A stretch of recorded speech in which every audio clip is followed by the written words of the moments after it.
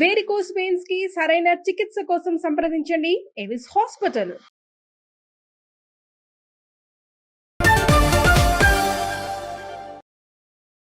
నమస్కారం ప్రియా చౌదరి గారు. నమస్తే అమ్మా. ఈ మధ్య కాలంలో నేను కొన్ని మెసేజ్లు అంటే మా వీడియో కింద చూశాను, దాంతోపాటు కొన్ని ఇన్స్టాగ్రామ్లో మెసేజ్లు కూడా పెట్టడం జరిగింది. ఆడపిల్ల విషయంలో పెళ్లి చేసి అత్తారింటికి పంపించిన తర్వాత మదర్ రోలే ఎక్కువగా ఉంటుంది అండ్ కాపురాలు కూలడానికి కూడా ప్రధాన కారణం వాళ్ళే.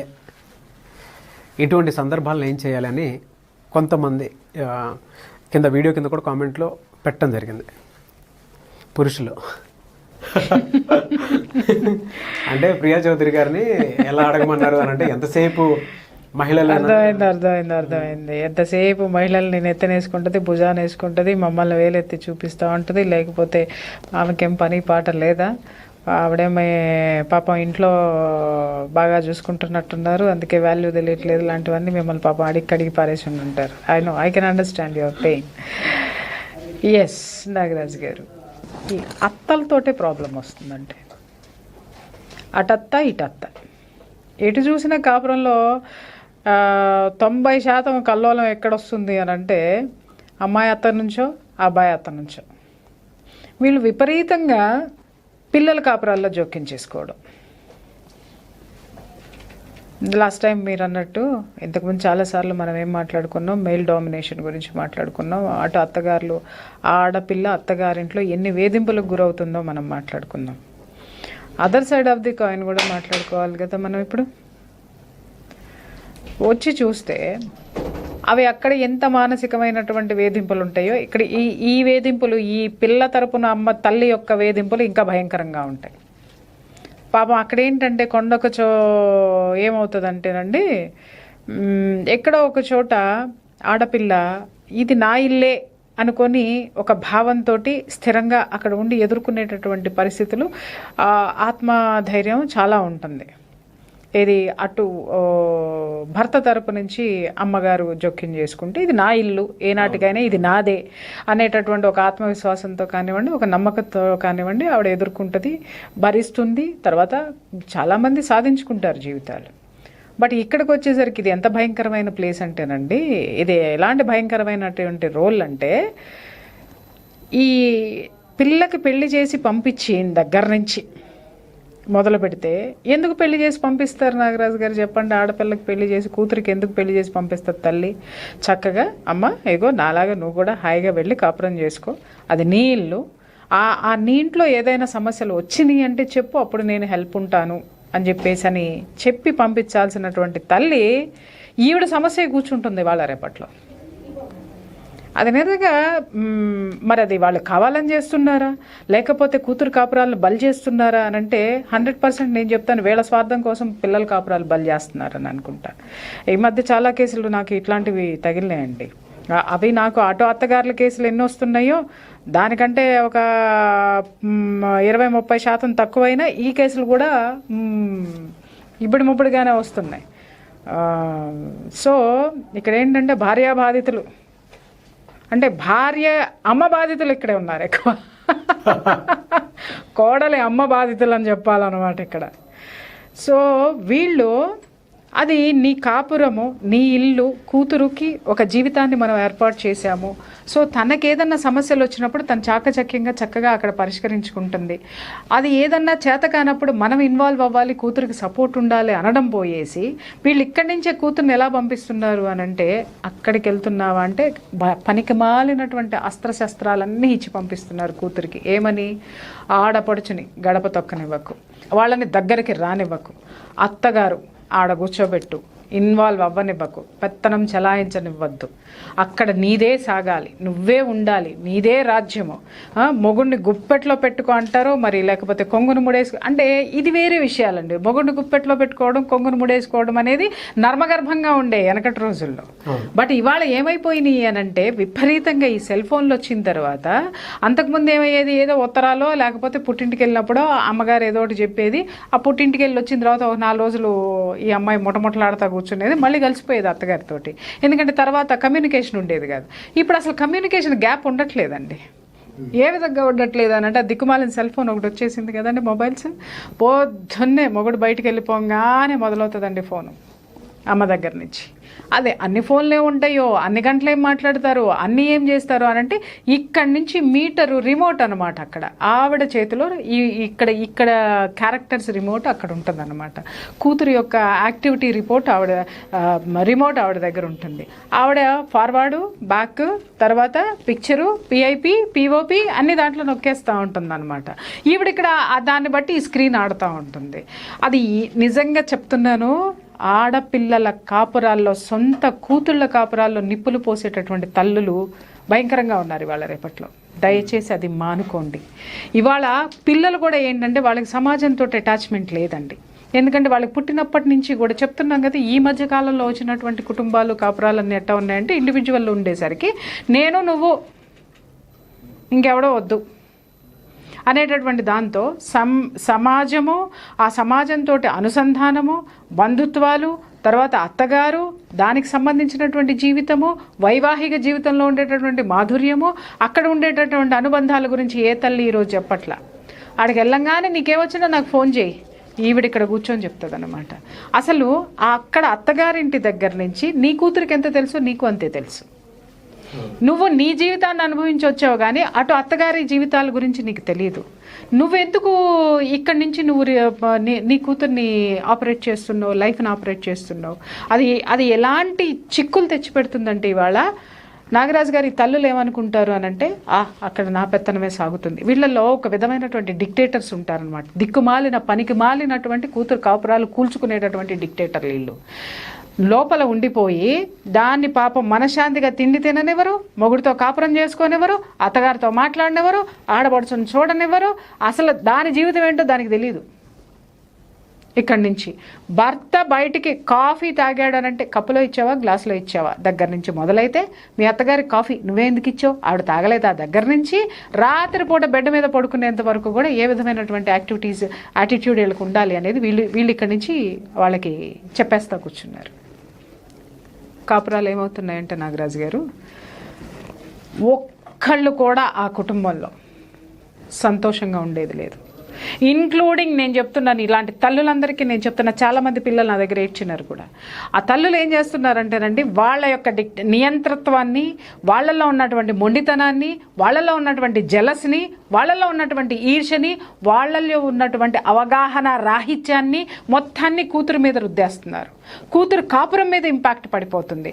అది ఏమవుతుందంటే నిత్యం ఆ పిల్ల విపరీతంగా గొడవలు పెట్టేసుకుంటుంది. అత్తగారు ఏం చేసినా ఈవిడ తప్పు చూపిస్తుంది అనమాట. తల్లి చెప్తుంది అలా చేయకూడదు, ఇలా చేయకూడదు, ఆవిడ ఎందుకు అలా అంది, నువ్వెందుకు ఊరుకున్నావు, లేకపోతే భర్త ఏమన్నా అన్నాడు అని అంటే ఇంకేం చేస్తున్నాడో కనుక్కో, ఇంకేం జరుగుతుందో కనుక్కో, నువ్వు అసలు పడమాక, నువ్వు ఏది చేయమాక అని చెప్పి ఇక్కడి నుంచి చెప్తుంటే ఆ అమ్మాయి తన సంసారం ఇది అనడం మానేసి వాళ్ళేదో శత్రువులు అన్నట్టు, భర్త దగ్గర నుంచి, అత్తగారి దగ్గర నుంచి, ఆడపడుచుల దగ్గర నుంచి అందరు శత్రువులు అన్నట్టే మాట్లాడేస్తుంది అనమాట. పొద్దున్న లేచిన దగ్గర నుంచి పాచి ముఖం నోరు కడుక్కుందామని బ్రష్ చేసుకుందామని తెరిచిన నోరు ఆ తెరవడం అంటే రాత్రి పడుకునేటప్పుడు మూత పడుతుంది అనమాట. ఈలోపు మొగుడి మీద యుద్ధం, అత్తగారుల మీద యుద్ధం, మాంగారి మీద యుద్ధం, ఎవడింటికి వచ్చినా యుద్ధం. వాళ్ళతోటి వీళ్ళేమన్నా భయపడి పారిపోతేనే వీళ్ళు నోరు మూసుకున్న తర్వాత ఇదే నోరు మళ్ళీ అటు సెల్ ఫోన్లో రింగ్ అవుతూ ఉంటుంది అనమాట. బ్లా బ్లా బ్లా బ్లా బ్లా బ్లా అనేసి అవతల వాళ్ళమ్మ ప్రాంప్టింగ్ అనమాట. నాటకాలు ఉండే చూసారా నాగరాజు గారు, ఇదివరకు పెద్ద పెద్ద డైలాగ్స్ వస్తాయి, కొత్త నటులు వస్తాయి ఏంటంటే, లేకపోతే సంస్కృతం ఇలాంటివి ఏదన్నా పద్యాలు కానీ ఇవన్నీ మాట్లాడాలంటే కొంతమందికి రాలేదు అని అంటే వెనక కొంచెం ప్రాంప్టింగ్ వస్తూ ఉంటుంది. వాళ్ళు డైలాగ్ చెప్తా ఉంటే వీళ్ళు చెప్తా ఉంటారనమాట. సో ఈ ప్రాంప్టింగ్ చేసేటటువంటి పర్సన్, ఆ క్యారెక్టర్ ఎవరంటే ఈ మదర్ అనమాట, ఈ ఆడపిల్ల తల్లి. చివరికి కాపురాలు ఏ విధంగా వస్తున్నాయంటే 5 నెలలు కాపురాలు చేసి 5వ నెల విడాకులు తీసుకునే కొన్ని కాపురాలు ఉంటే 5 ఏళ్ళైనా కూడా కాపురం చక్కబడక మనశ్శాంతి లేనటువంటి కాపురం చేసుకుంటూ 5 నెలలు పుట్టింట్లో ఉండొచ్చి 5 రోజులు అత్తగారింటికి వచ్చి మళ్ళీ గొడవ వేసుకుని మళ్ళీ 5 నెలలు పుట్టింటికి వెళ్ళిపోయి వీళ్ళని నాశనం చేసి వాడు నా ఘర్కా నా ఘాట్కా కొట్టుకున్నాడు. ఇటు వీళ్ళకి చెప్పుకోలేరు, వీళ్ళు ఏమంటారు, రే నీ పెళ్ళాన్ని చెప్పడం తెలవదా, నిన్ను పెంచావురా, నిన్ను చదివించావురా, మాదంతా దారబోసావురా, అటు వీళ్ళు అంటారు. శాండ్విచ్ అనమాట. అటు అదన్న తర్వాత నువ్వు మీ అమ్మ మాట వింటున్నావు, మీ నాన్న మాట వింటున్నావు, వాళ్ళ మాట, మరి నీ భర్త వాళ్ళ అమ్మ మాట నాన్న మాట వినకూడదు, మరి నువ్వు నీ అమ్మ మాట ఎందుకు వింటున్నావు? నువ్వు ఎందుకుంటున్నావు? నీ కన్న తల్లి అని నువ్వు గౌరవం ఇచ్చినప్పుడు అతను కూడా కన్న తల్లిని గౌరవం ఇవ్వాలి కదా. ఇక్కడ నేను ఆరళ్ళు పెట్టే అత్తల్ని నేను వెనకేసుకు రావట్లేదండి మగవాళ్ళ తరపు నుంచి. అట్లాగే ఆడపిల్లల తరపు నుంచి సమర్థవంతంగా కాపురాలు చేసుకుని కష్టం వచ్చినప్పుడు ఇన్వాల్వ్ అయ్యే అత్తగారులు నేను అన్నట్లు. కాపురాలు చెడగొట్టే క్యారెక్టర్లు నేను మాట్లాడట్లేదు. ఇక్కడ సాత్వికంగా ఉన్నటువంటి కాపురాలు కూడా ఇవాళ రేపట్లోనండి ఇమ్మీడియట్గా అమ్మల ఇన్ఫ్లుయెన్స్లు ఏ విధంగా ఉంటున్నాయి అంటే, మీరు ఈరోజు డివోర్స్ కేసులు ఉన్నటువంటి డీల్ చేస్తున్నటువంటి లాయర్లను అడగండి, 99% ఆడపిల్లలదే తప్పని చెప్తున్నారు. ఇంతకు ముందు వరకు మనం మాట్లాడుకున్న కేసులు ఏంటి నాగరాజు గారు? ఇంట్లో కూర్చొని చావలేక బతకలేక బయటికి రాలేనటువంటి ఆడదాన్ని కన్యళ్లతోటి కాపురం చేసే ఆడవాళ్ళ గురించి మాట్లాడుకున్నాం కదా. ఇప్పుడు డైవోర్స్కి అప్లై చేసినటువంటి కేసుల దగ్గరికి వెళ్ళండి. మీరు ఎవరి దగ్గరికి వెళ్తారు? ఆడపిల్లల తరపున వాదించేటటువంటి లాయర్ల దగ్గరికి వెళ్ళండి. మళ్ళీ ఇంకా వేరే లాయర్ల దగ్గరికి పోవద్దు, అవతల తరపున లాయర్ల దగ్గరికి వెళ్ళొద్దు. వీళ్ళే చెప్తారు వెళ్తే తప్పండి. ఏం చేస్తాం? మా ప్రొఫెషన్ అండి. ఎవరు ఇన్వాల్వ్ అయ్యి ఉన్నారండి? తల్లులు. ప్రతి ఒక్క లాయర్ చెప్తాడండి, తల్లులు, తల్లి తండ్రులు. తండ్రి వెనకమాల అంతేగా క్యారెక్టర్లు కొన్ని ఉంటే అవునవును కరెక్టే అనేటటువంటి క్యారెక్టర్లు కొన్ని. వీళ్ళు ఏం చేస్తున్నారంటేనండి, వీళ్ళ మూర్ఖత్వంతో, వీళ్ళ యొక్క అసూయతోటో జలస్తోటి అనుకోవాలో, లేకపోతే కుటుంబం మీద వీళ్ళకి ఏ విధమైనటువంటి గౌరవం లేనటువంటి క్యారెక్టర్లన్నీ కలిసి ఏం చేస్తున్నాయి, ఈ పిల్లల జీవితాలని మీద ఇన్ఫ్లుయెన్స్ చూపిస్తున్నారు వీళ్ళు. తద్వారా ఏమవుతుంది నాగరాజు గారు? ఒక పిల్లనో ఇద్దరు పిల్లలనో కన్న తర్వాత విడాకులు తీసుకొని ఇంటికి వస్తున్నారు. విడాకులు తీసుకొని ఇంటికి వచ్చిన తర్వాత వీళ్ళకి పోయేదేం లేదండి, ఈ మొగుడు పిల్లలు ఇద్దరు బాగా కాపురం చేసుకుంటారు. తల్లి తండ్రి కాపురం చేసుకుంటానే ఉంటారు, వాళ్ళేం విడిపోరు. కానీ ఈ పిల్ల మాత్రం పాలో లక్ష్మణ అనుకుంటాడు, మొగుడిని వదిలేసి వచ్చి ఇంకెవరిని చేసుకోవాలి, second marriage, third marriage, fourth marriage గురించి చూసుకోవాలి. ఇలాంటి పరిస్థితులు ఇవాళ కొంతమంది పుట్టిళ్లలో కొంతమంది ఆడవాళ్ళు తల్లులు క్రియేట్ చేస్తున్నటువంటి బీభత్సం ఆడపిల్లల జీవితంలో. నాకు అర్థం కాక అడుగుతాను, నీకేమిటికి నీ కూతురు యొక్క కాపురంతో సంబంధం? ఏమిటికి వీళ్ళకి నాగరాజు గారు చెప్పండి? అరే మర్యాదపూర్వకంగా ఒక మంచి ఇంటికి పంపించావు, చక్కటి కొంతమంది ఉంటారు నాగరాజు గారు, మంచి ఫ్యామిలీ, చక్కటి ఉద్యోగాలు, చక్కటి ఇన్కమ్, ఇవన్నీ ఉండి ఈ దౌర్భాగ్యులకి దాన్ని ఏమంటారు, తిన్నది కొలెస్ట్రాల్ ఎక్కువైపోయి ఒంట్లో దాన్ని కరిగించుకోవడం కోసం అనమాట ఈ సెల్ ఫోన్లు బాగోతాలు నడిపేసేసి ఈ కాపురాలను నాశనం చేసుకొని రోడ్డు మీదకి తెచ్చుకుంటున్నారు. ఏమండి, ఇవాళ నిజంగా తిండి లేని వాళ్ళు ఎంతమంది ఉన్నారు, ఉద్యోగం దొరకని వాళ్ళు ఎంతమంది ఉన్నారు, ఉద్యోగం ఉన్న జీతం సరిపోని వాళ్ళు ఎంతమంది ఉన్నారు. ఇవన్నీ ఉన్న జీవితాల్లో ఏంటంటే కార్చిచ్చు ఈ తల్లుల రూపంలో ఈ విధమైనటువంటి హెరాస్మెంట్స్ అనమాట. పొద్దున్నే లెగిస్తే మీ అత్తగారు ఏమంది, ఊరుకోమాక, మీ మామగారు ఏమన్నారు, వాడిని చెప్పుతో కొట్టు. నేను విన్నానండి ఇవన్నీ. ఎంత హీనం చెప్పండి, ఎంత సంస్కార లేమితనం చెప్పండి అసలు. ఇంకొక విషయం నేను చెప్తున్నానండి, పాపం వాళ్ళకి ఆ తల్లులకి తెలియదు అనుకుంటా. వాళ్ళేమో ఏదో జయించేసాము, ఏదో సాధించేసాము, మా అమ్మాయి కాపురం మీద మాదే కమాండ్ ఉందని అనుకుంటున్నారు. ఊరందరూ అమ్మ ముఖం మీద ఉమ్ముతున్నారు మిమ్మల్ని. తల్లి కూతురు కాపురాలు చెడగొడుతుందని చెప్పేసి అని ప్రతి ఒక్కళ్ళు మీ మొహం మీద వస్తున్నారు. తెలుసో లేదో కానీ కొంతమంది తెలుసుకోండి, రియలైజ్ కాండి, దయచేసి రియలైజ్ కాండి. తర్వాత వయసు మీద పడిపోయి ఉంటారు నాగరాజు గారు, ఆ ఇంట్లో అత్తగారు కానీ మామగారు కానీ. ఆ వయసులో అటు కొడుకు తినగా కాపురం చేసుకోలేడు, ఇటు సరే కొంతమంది ఏం చేస్తారు, సరే రా నీ కర్మ వేరు, పెళ్లి చేసుకోగానే వేరు కొంపటి పెట్టేసేయాలండి. రావటం వేరు కొంపటి. సరే వీళ్ళు ఎందుకు వచ్చిందిలే అని కొంతమంది అడ్జస్ట్ అయ్యి వదిలేస్తారు. వేరు కొంపటితో ఆగుతారా? ఆహా, అక్కడితో ఆగరు. మీ ఆయన జీతం ఎక్కడ పంపిస్తున్నాడో కనుక్కో. 2 రూపాయలు తగ్గినాయి కదా, 2 రూపాయలు ఎవరు మీ అత్తగారికి కొప్పులోకి పూలు తీసుకెళ్ళాడా, మూరపూలు తీసుకెళ్ళాడా కనుక్కో. తల్లికి ప్రేమగా వాడు ఒక పండో ఫలమో పువ్వో ఇవ్వడానికి లేదు. దౌర్భాగ్యం అంతా ఎక్కడ చూపించేస్తారంటే వీళ్ళంతా కూడాను వీళ్ళు ఏదో గుప్పెట్లో పెట్టేసుకోవాలి, ఏదో చేసేయాలి, ఏదో చెందేయాలని చెప్పేసి అని తీసుకొచ్చి ఏంటంటే చక్కగా అన్యోన్యంగా ఉండాల్సినటువంటి కాపురాలు, హాయిగా అత్తమామలతో కలిసి ఉండాల్సినటువంటి ఉమ్మడి కుటుంబంలో ఉండి ఆనందంగా ఉండాల్సిన ఆడపిల్ల బతుకు ఇవాళ ఈ తల్లుల మూలంగా రోడ్డు మీద పడుతూ ఉంది. తర్వాత ఈ తల్లులు ఈ పిల్లలు ఏం చేస్తారంటే నాగరాజు గారు, కొంతమంది ఇక తల్లి కమాండింగ్లో ఉండిపోయి బయటికి రాలేరు, చాలా వరకు రాలేరు. వాళ్ళందరికీ కౌన్సిలింగ్లు కావాలి. పీస్ ఆఫ్ మైండ్ ఉండదు, బయటకు వచ్చేస్తున్నారు. మేడం ఇప్పుడు నేనేం చేయాలి, మా అమ్మకి ఎదురు చెప్పలేను, మా అమ్మని వదిలిపెట్టి వెళ్ళలేను, ఎందుకంటే ఎవ్రీథింగ్ ఆవిడే చూసుకుంది. ఇప్పుడు నేను బయటకు వచ్చేస్తే మా అమ్మ నన్ను రోడ్డు మీద పెట్టేస్తుంది. నాకు తెలుసు మా అమ్మే నా కాపురాన్ని నాశనం చేసింది. ఇప్పుడు నేను ఒక 2 పిల్లల్ని పెట్టుకొని నేనేం చేయాలో నాకు అర్థం కావట్లేదు. అంటే ఈ వయసులో వాళ్ళు 30-35 ఏళ్ళు వచ్చిన తర్వాత, లేదు పెళ్లి చేసుకుని ఎమ్మటే విడాకులు తీసుకున్న తర్వాత కూడాను